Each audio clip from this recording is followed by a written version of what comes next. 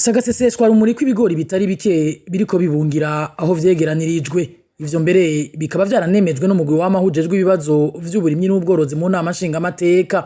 Uko kononekara ku bwinshi vyaranagaragaye ko biraje ishinga abashingamateka batari bake. Muri bo harimo Gikeke Pascal yabajije ingene amasezerano amwamwe yateweko igikumu mu bijanye no kugurisha uwo mwimbu azoheza kubahirizwa. Banyakubaho abashikiranganje mwese uko muri babiri ejo na hirya ejo mwese mwarakiriye abashikiranganje bava mu gihugu ca Chad yabo w'ubudandaji muri Chad n'uburimyi n'ubworozi muri Chad. Hariho memorandum yasinywe ijanye n'ingene Chad yoza gusumira hano ibigori n'ikawa n'icayi.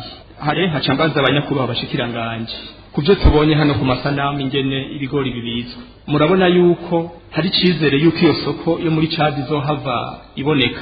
Ico gihombo gihagaritse umutima abashinga amateka gisa ariko nkaho ataco kibwiye ikigo ANAGESSA co kimwe n'abashikiranganje bari batumwe ko n'abashinga amateka kuko umushikiranganje w'uburimyi n'ubworozi ngo nta mutsi wishibere inyishu itahimbaye na gato umushinga amateka mutezi inka. Haraho mwagiye mwishura umushikiranganje w'uburimyi n'ubworozi baberetse igihombo Burundi buzogira canke ikigo ANAGESSA mukavuga ati twaraharonkeye ikigo. Mbega iyo nyishira kwiriye kuvuga ngo mwaraharonkeye ikigo mu gihe mutari kumurerekana ingene amafaranga y'uruhombo azogaruka.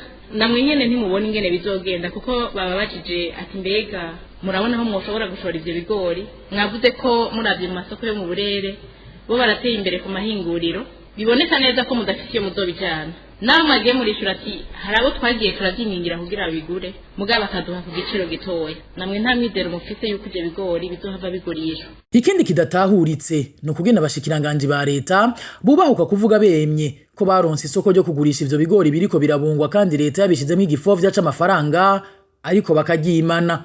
Imvo batanze akaba ari uko amafaranga yatangwa n'abaguzi yari make kuyo bipfuza.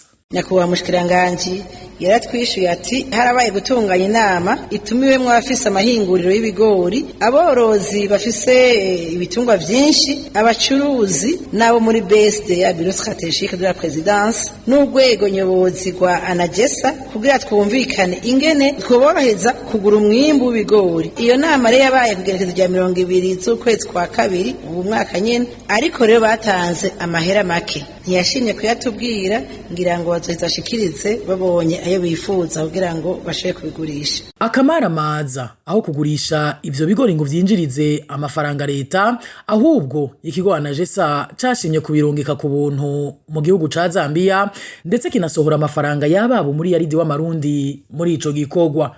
Aha urongoye umugwi w'amaho aravuga neza ubugi gikorwa nk'ico catwaye.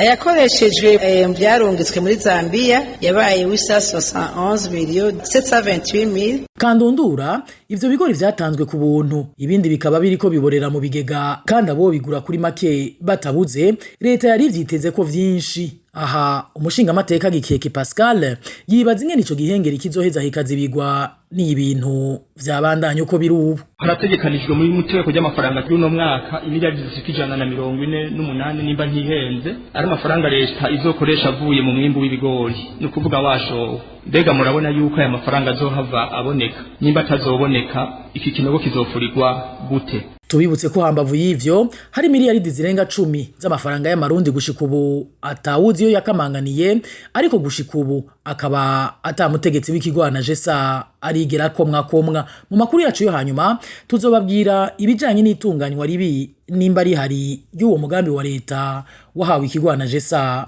ngo bari ico kiwurangura.